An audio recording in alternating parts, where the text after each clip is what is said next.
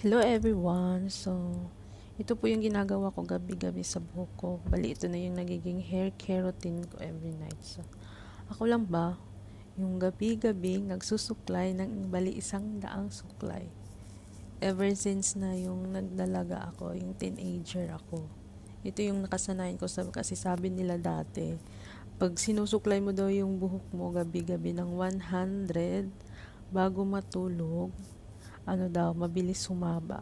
So, kaya parang nakasanayan ko na yung sinusuklay yung buhok ko gabi-gabi ng 100 suklay bago matulog. So, ito maganda naman siya kahit papano. And while I'm doing that, masyo kong boyfriend ko. Kasi, alam ko na anong gagawin niya. Night, ano siya sa akin, night care routine, skincare kumbaga. So, ayan.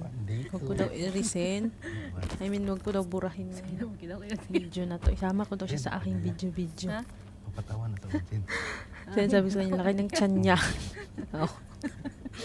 Tsaka pinakita pa talaga. Actually, we're living only in bed space, sa totoo lang. Actually, nung dumating ako dito sa kanya, nagtanong naman siya sa akin kung gusto ko daw lumipat sa rooms or sa partition. Kaya lang, parang ayoko. Sabi ko, try ko muna dito kasi parang ang ganda ng ambience ng bahay na to. We're living in the villa po. Tapos, nasa bed space lang kami. Pero, ang maganda kasi dito is, yung bahay na to is hindi siya crowded. Itong room na iniupahan namin.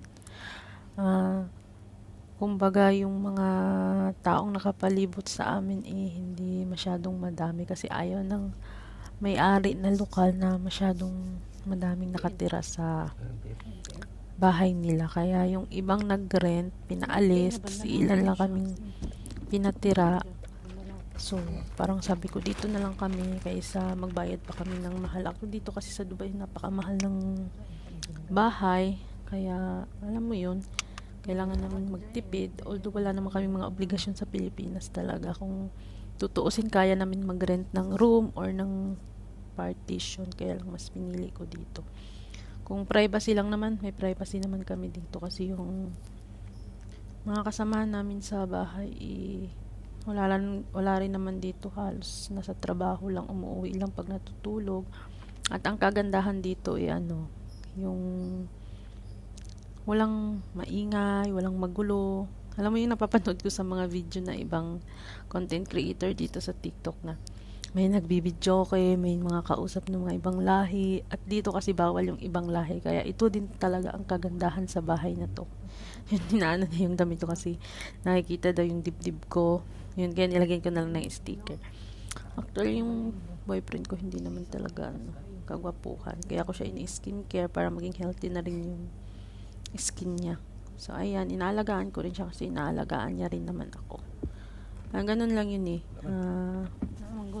Give and take lang daw sa isang relasyon para kahit pa paano magtagal at magkakaintindihan kayo. No? Kaya naman, so ayun. Ayan lang. Nag-serum na ako sa kanya. Hindi naman masyadong madami yung skincare nilalagay ko sa kanya. Parang yung toner lang, tapos yan, serum. Hindi ko na siya nilalagyan yung mga cream na nilalagay ko. Yung nilalagay ko sa mukha niya, yun din yung nilalagay sa mukha ko. Hindi yung ginagamit ko, kumbaga. Parang, sinasali ko na rin siya kasi parang ang dry ng skin niya. Tamad siyang maglagay ng mga ganun kasi lalaki nga, okay na yung ganyan, ganito, walang pakialam, basta makaligo yun. Ako gusto ko rin siyang alagaan kahit pa paano, diba? Ang bait po nitong boyfriend ko, kaya maraming nagsasabi na, ay, hindi naman gwapo yung boyfriend mo. Actually, hindi naman ako naghahanap ng lalaking gwapo. Parang bonus na yun sa akin, kumbaga. Now na medyo may edad na ako, mas hinahanap ko na yung lalaking alam kong provider. Yung alam kong talagang mamahalin ako ng totoo. Para alam ko na in the future, makakatulong sa akin, kumbaga parehas kaming mag-grow.